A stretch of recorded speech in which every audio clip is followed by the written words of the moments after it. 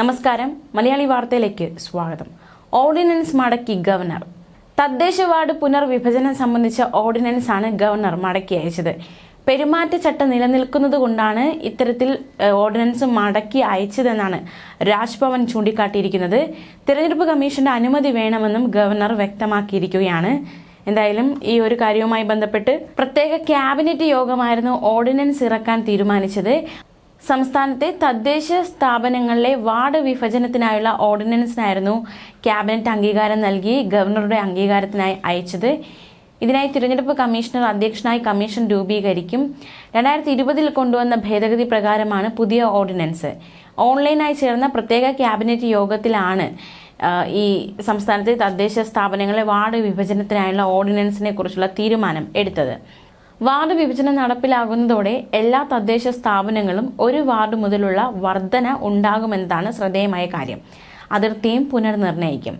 2011 ജനസംഖ്യ അടിസ്ഥാനം, ഇതിന്റെ അടിസ്ഥാനത്തിലാണ് വാർഡ് വിഭജനം നടക്കുക എന്നാണ് സർക്കാരിന്റെ കരട് നയരേഖയിൽ നിന്നും ലഭ്യമാകുന്ന സൂചന.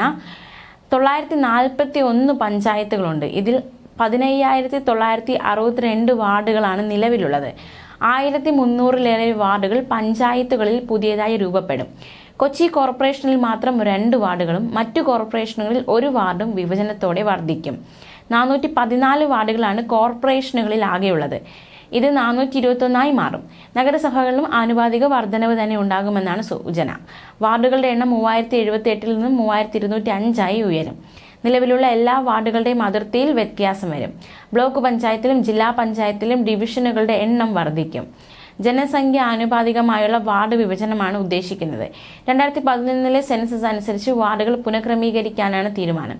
ഗ്രാമപഞ്ചായത്തിൽ 1000 പേർക്ക് 1 വാർഡെന്നാണ് കണക്ക്. 941 പഞ്ചായത്തുകളും 87 മുനിസിപ്പാലിറ്റികളും 6 കോർപ്പറേഷനുമായി 1200 വാർഡ് അധികം വരും. അടുത്ത വർഷം ഒക്ടോബറിൽ നടക്കുന്ന തദ്ദേശ ഭരണ തിരഞ്ഞെടുപ്പിന് മുൻപ് വാർഡ് വിഭജനം പൂർത്തിയാക്കാനാണ് തീരുമാനം. 2010 അവസാനം വാർഡ് വിഭജനം നടന്നത്. 2015 ഭാഗികമായ പുനർനിർണയവും നടന്നു. സമീപകാലത്തെ വാർഡ് വിഭജന നടപടികൾ പലതും രാഷ്ട്രീയ വിവാദമായിരുന്നു. ചർച്ച പോലും നടക്കാത്തതിൽ പ്രതിപക്ഷത്തിന് പ്രതിഷേധമുണ്ടായിരുന്നു. എന്തായാലും ഈ ഒരു ഓർഡിനൻസ് ഇപ്പോൾ ഗവർണർ മടക്കി അയച്ചിരിക്കുകയാണ്. അതുകൊണ്ട് തന്നെ ഈ ഒരു വിഷയത്തിലുള്ള തുടർ നടപടികൾ എന്താകും എന്ന ഒരു ചോദ്യചിഹ്നം ബാക്കിയാവുകയാണ്. അതേസമയം ലെജിസ്ലേറ്റീവ് അസംബ്ലി സമ്മേളനത്തിന്റെ തീയതി നിശ്ചയിക്കാൻ വെള്ളിയാഴ്ച ക്യാബിനറ്റ് യോഗം ചേരും. ലെജിസ്ലേറ്റീവ് അസംബ്ലി ചേരുന്നതോടെ ഓർഡിനൻസിന്റെ പ്രാധാന്യം ഇല്ലാതാവും. പിന്നീട് ഈ ഓർഡിനൻസിന് ബില്ലായി ഒരു സഭയിൽ കൊണ്ടുവരാൻ സാധിക്കും. ലെജിസ്ലേറ്റീവ് അസംബ്ലിയുടെ സമ്പൂർണ്ണ ബഡ്ജറ്റ് സമ്മേളനം ജൂൺ 10 മുതൽ ചേർന്നേക്കും.